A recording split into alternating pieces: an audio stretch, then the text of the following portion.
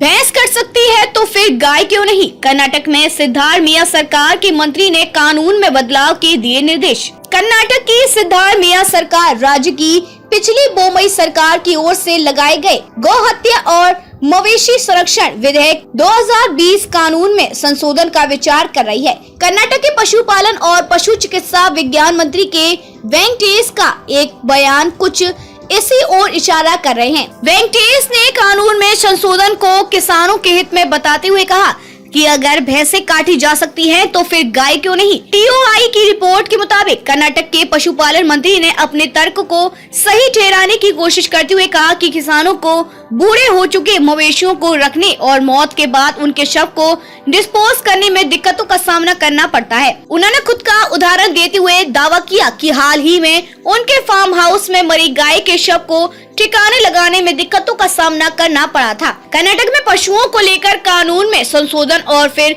Bill वापस लेना का सिलसिला कोई नया नहीं है।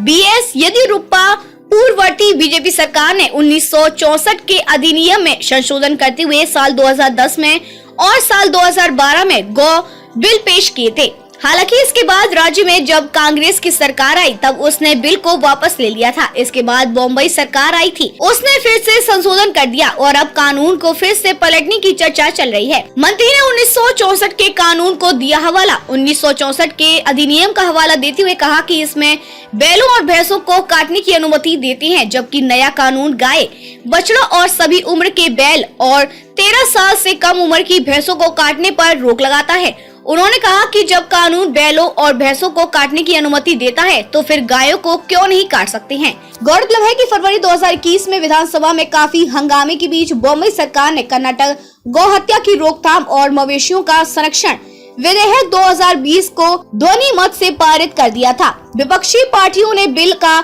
विरोध किया था और सदन में विधेयक की प्रतियों को फाड़ते भी नजर आते थे। अब जब सरकार बदल गई है तो इस कानून को वापस लेने की चर्चा तेज हो गई है। कर्नाटक की राजनीतिक गलियारों में इस बात को लेकर जोरों से चर्चा चल रही है कि नई सिद्धारमैया सरकार जल्द ही इसे वापस लेने के लिए अध्यादेश लेकर आ सकती है। कर्नाटक के पशुपालन मंत्री का यह बयान भी इस ओर इशारा कर रहा है कि संबंध में नई सरकार जल्द ही कुछ कदम उठा सकती है।